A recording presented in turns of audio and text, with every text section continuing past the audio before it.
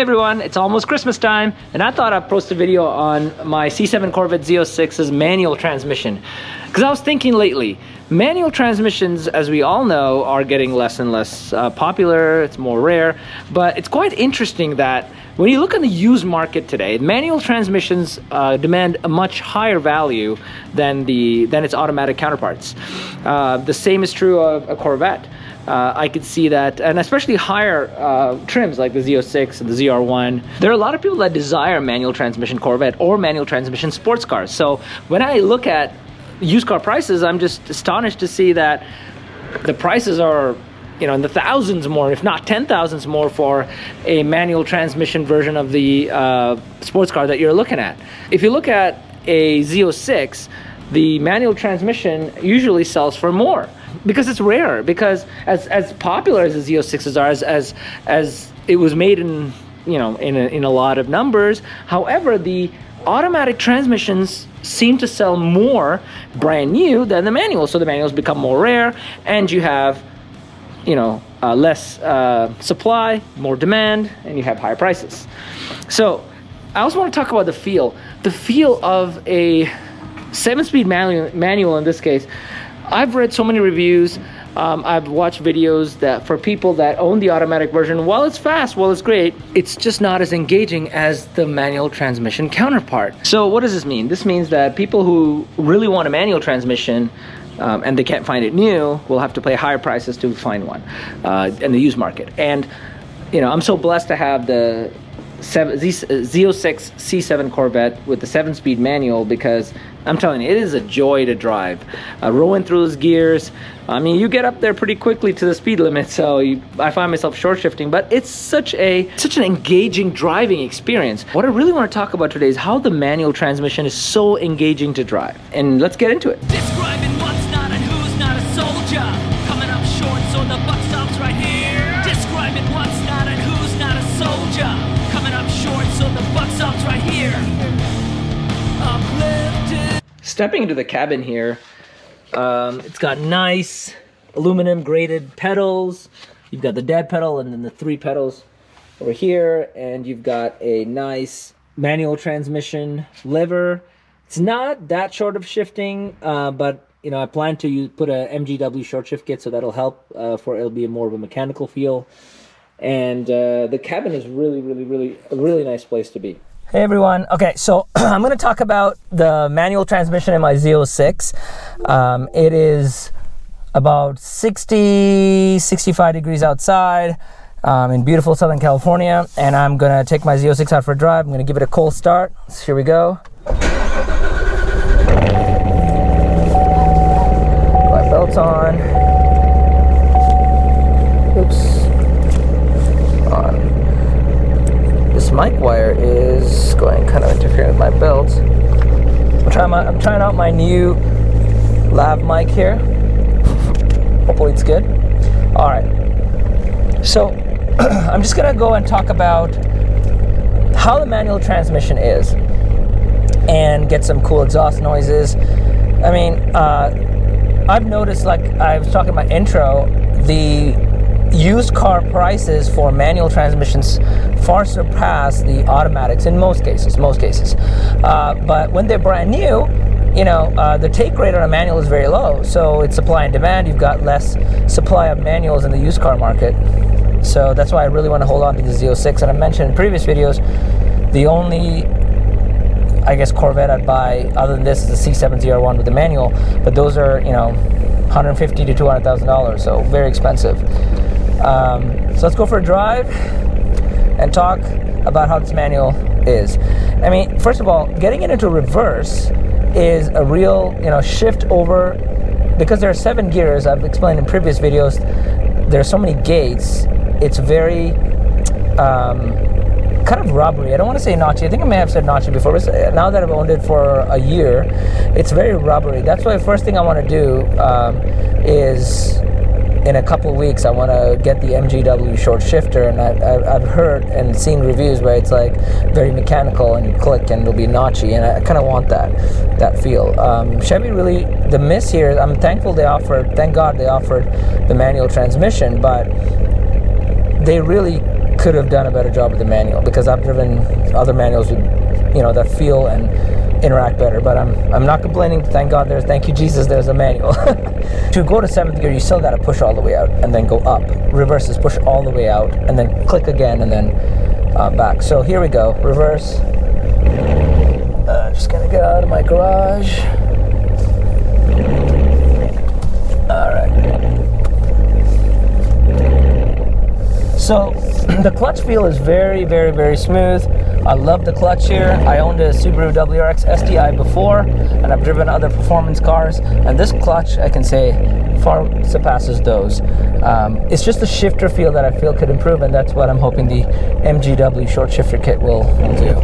So, yeah, so let's just open the windows a little bit, get some fresh air, maybe hear some more exhaust noises, which are really, really, really cool in this. Very, very, very sporty and mean sounding exhausts. So as I'm putting around in 1st gear, going to 2nd is a bit of a push. And there's a rev match. This car is automatic rev match, which I love. And I can turn it off, on and off with the paddles here that are actual gear shift change paddles in an automatic transmission version. So I can move it down to 2nd here. It's just a little bit of effort, and then going to 3rd is a little bit easier. There you go, 3rd. But the problem I see here is, just the very close spacing between the notches. Shifting down to 2nd from 3rd is pretty easy. The rev match there, so go gas. It does a really nice sounding exhaust noise. So 2nd, and the other thing is it has this annoying skip shift. I know people have done the skip shift eliminator. I don't know, I've been kind of wary to do that. And to mitigate for that, I just kind of rev it up more from 1st, and then I have to kind of give it a little bit more harder nudge to 2nd, so it doesn't try to put me to 4th. The 1st also is kind of difficult. See, it's like tick, tick, tick. You can, you know, you can kind of feel that. So, yeah, see, I have to like really, really like, it's almost pushing with my palm, because you can't push it with your fingers like in other cars.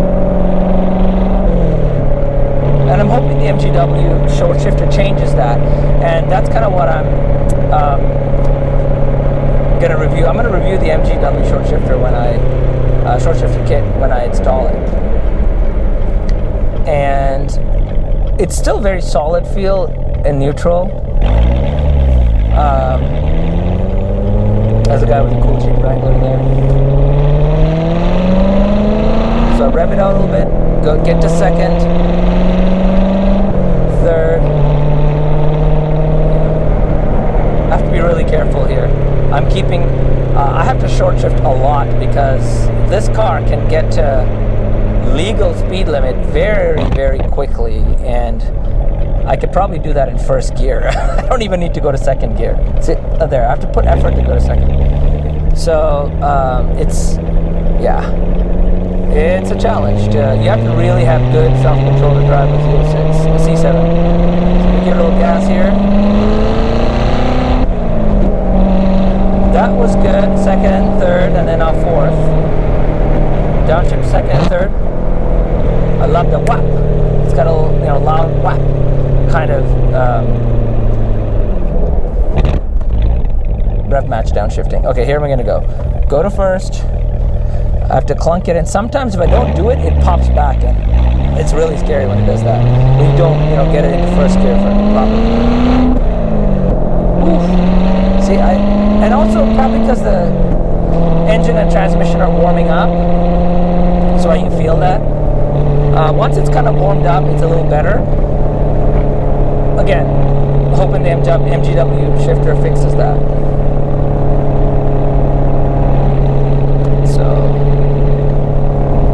Go, drop to 3rd. Clutch again, superior, no problems with the clutch. Brakes are, even though these aren't the carbon ceramic, they're still huge rotors and 6-piston Brembos in the front, 4-piston, I believe, Brembos in the back. So they stop on a dime. It stops just like that. So it's just a shifter feel. Again, I'm picking hairs here. It's a fantastic transmission. It's a Tremec unit, transaxle transmission is in the back. Here we go. Give a little gas.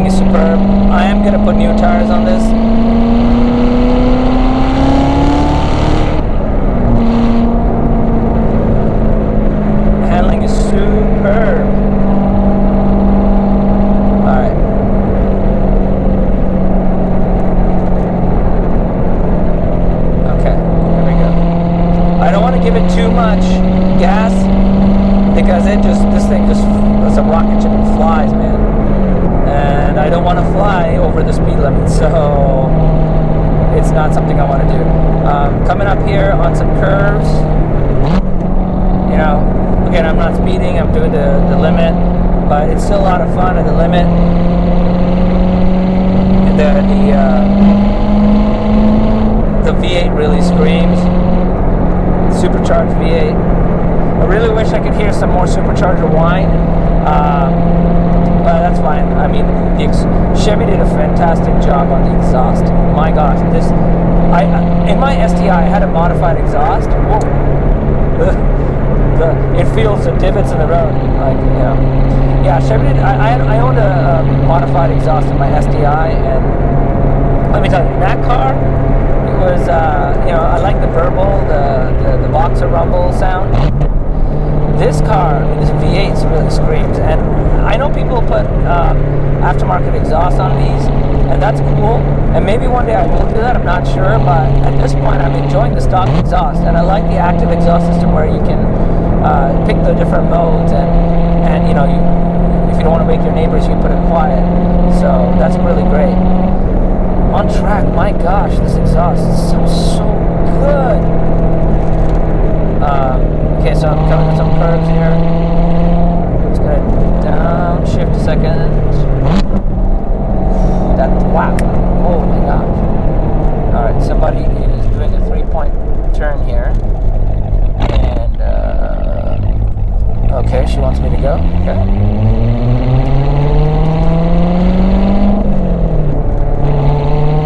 It's just that I wish the first to second I didn't have to really pay attention to it. Like I wish it would be like the second to third, and that's what I'm really hoping in the MGW shifter. If any of y'all have the MGW shifter and y'all know, please let me know in the comments how you like the MGW shifter, especially on a C7 Corvette or a C7 Z06 if you have done it on a C7 Z06.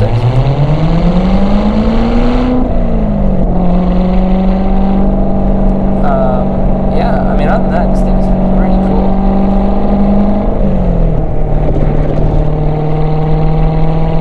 I'm gonna hopefully get on like a freeway or find a place where I can get into 7th gear and show you how that works, or that feels like. Okay.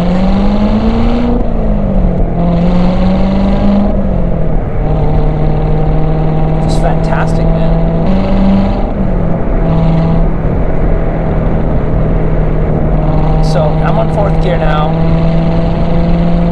Going into 5th, 6th. I don't really need to go into 7th, but I can here. Yeah, I kind of, okay, let me go 6th. I have to watch when I downshift from 6th, 7th to 6th, because sometimes it goes into 4th. But again, I'm going from 6th all the way out and up to 7th. That's it. It's a little bit of effort. You have to use some muscle there to get the 7th and then the reverse portion, but other than that, it's pretty good. Now I'm just like cruising around on 7th gear.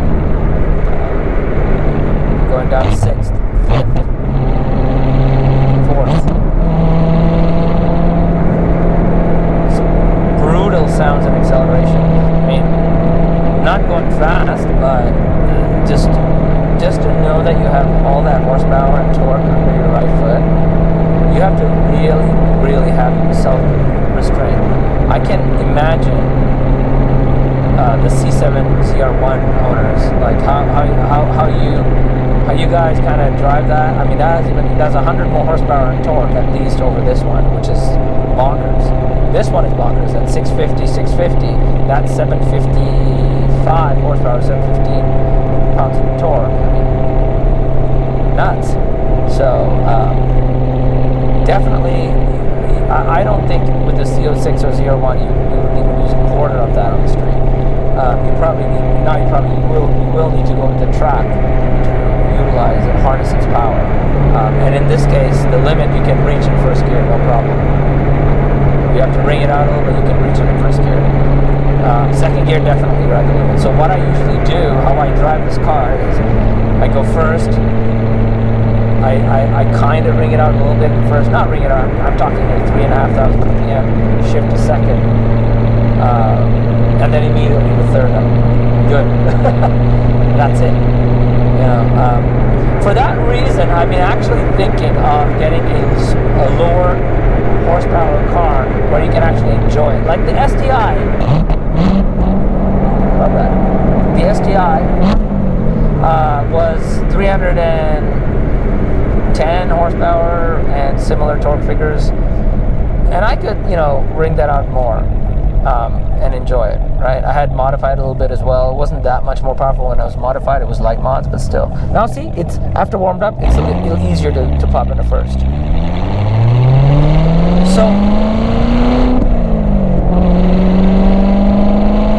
So that's why I'm looking at an S2000 as a track car. And even, okay, I know I said to harness all the power and enjoy, you need to go to a track, but I don't know, man. I personally would want to get professional driving lessons or race car lessons before I take this anywhere close to track levels. Before I take this anywhere close to track levels, I would personally want to get professional driving lessons, because I mean 650 horsepower is no joke on a track even. So for that reason, I want to get professional driving lessons before I go to the track, or I think I'd like to get like the new GR86 or an S2K, probably an S2K, or even a Miata, but I was leaning towards an S2K, which is lower horsepower, and you can ring it out.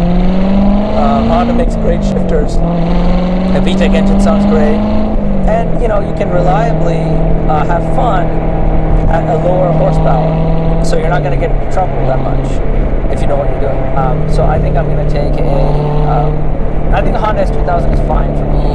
I'd be able to handle it. I've owned other cars as well. This is definitely the most horsepower car I've owned in my life at this point. So I would not take this to the track unless I have professional experience with that, professional lessons. So yeah, I'm looking for an S2K, maybe one day as a third car, as a track car to have fun. But this is definitely my street car fun, which is kind of strange because it has way too much power for the road. But I've developed good restraint with it that I don't push it. Highway on ramps to get to speed on a highway is definitely fun. again, it's very, very, very, very quick, and you're done. Like, you know, you're at the limit very quickly. But getting there is kind of fun. You feel that, you know, G-force, definitely. Maybe I can do a little bit of rip here.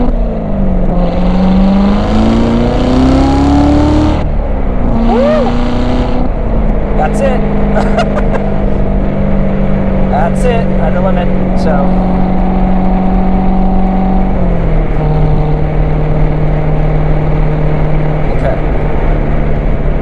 So yeah, I mean, I just wanted to quickly do a review on the 7-speed manual. I really think people would enjoy getting the 7-speed manual transmission car over the automatic. I mean, of course, you know, if you can't drive a manual, definitely get the automatic. You'll still enjoy a Z06. It's going to be great.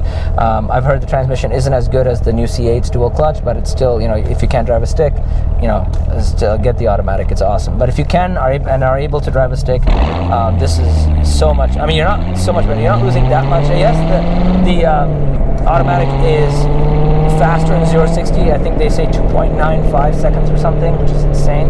The manual's at somewhere between like 3.1 to 3.3 range, which is still like a slow 3 seconds 0-60. That's nuts. I mean, that's supercar territory, right? So yeah, so basically, yeah, if you are able to drive a manual, please, you know, get this option. This is so much fun. Please be responsible. This is a very, very, very fast car, and you know, get training if you can. I would recommend, that's my recommendation before you go take it to the track. I plan to own this car, God willing, and have many happy years with it. I don't plan to sell this at all. I've talked in other videos why I do not want a CA Corvette. Definitely, you know, one of the main reasons it doesn't offer a manual transmission. So I do not want one for that reason. And also there's a few other reasons. If you're interested, please watch my video on a C8, on why I chose the C7 over the C8. But I mean, mostly yeah, I just want to, I still cannot find a car to replace this. I would have to go down in car to replace this. It would be definitely a downgrade. So unless I got a C7 ZR1, and that would be, you know, that would be cool. Well, thank you very much. Have a blessed day, and see you in the next video. Describing what's not and who's not a soldier. Coming up short, so the buck stops right here.